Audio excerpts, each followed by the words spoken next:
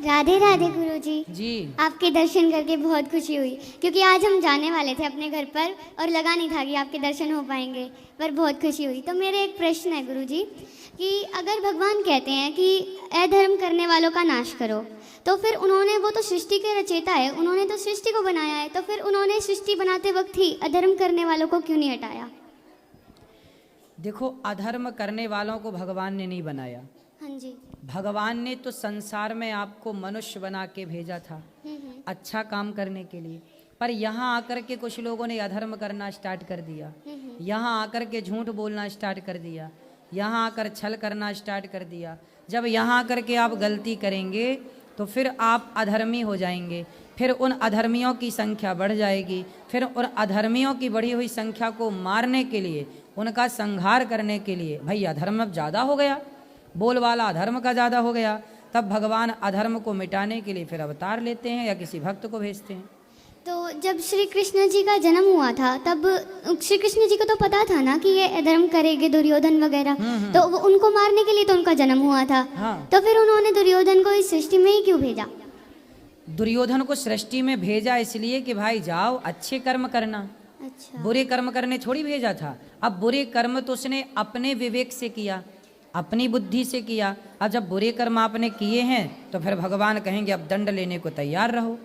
तो भगवान तो न्याय करते हैं ना बेटा। अच्छा ये बताओ, जैसे जज साहब हाँ जी। किसी को फांसी देते हैं, तो क्या जज साहब की उस व्यक्ति से कोई पर्सनल दुश्मनी थी? नहीं।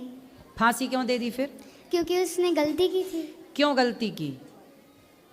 क्यों गलती की? हाँ, अब क्यों गलती की? गलती करी उसने। हाँ, ऐसे ही दुर्योधन ने गलती की। अच्छा। उसे गलती करने के लिए थोड़ी भेजा था भगवान ने कि जा तू गलती करना। उसने गलती की। अब जब गलती की तो जज ने क्या किया? फांसी दी। ऐसे ही भगवान क्या करते हैं? भगवान एक प्रकार के जज हैं। अच्छा। जो केवल सृष्टि में चल रहे अच्छे बुरे को जजमेंट करते हैं और उसका न्याय करते हैं। तुमने गलत किया है तो तुम चाहे कोई क्यों ना हो भोगना पड़ेगा। और एक और प्रश्न है कि तुलसी माला बार बार टूटती है, इसका अर्थ क्या होता है? टूटती है तो पक्के धागे में उसको, मतलब पैराशूट थ्रेड है, फिर भी टूटती है। हाँ जी। तो फिर और पक्के धागे में उसे 4 बार 4 धागा डालो एक साथ। ठीक है, है? धन्यवाद गुरुजी। राधे राधे। खुश रहिए। राधे गुरु जी। हाँ हाँ आपके मैया। चरण में कोटि कोटि प्रणाम। अब हम लोग एक सप्ताह से थे यहाँ, अब कल जा रहे हैं हम लोग सब, कल या परसों चले जाएंगे रात में। मतलब मेरा एक प्रश्न है गुरु जी, जो एकादशी व्रत जो आदमी करते हैं, महिला या पुरुष जो भी करते हो, उसको जग करना जरूरी है कि नहीं? क्या? जग, एकादशी जग करना जरूरी है, जो जग करना नहीं, चाहिए। आप एकादशी का व्रत रहिए बस, ठीक है। अभी एकादशी 11 तारीख को एकादशी है। नहीं, जग के बारे में हम पूछना यज्ञ। चाहते हैं, जो जग जरूरी है करना। कर सकते हैं तो करिए, बाकी आप नहीं, हवन नहीं, यज्ञ यज्ञ एकादशी यज्ञ हम लोगों के यहाँ होता है, जो रात में पूजा हुआ उसका दान पुण्य, ये सज्जा दान पुण्य अपनी शक्ति के अनुसार करिए। भोज भात।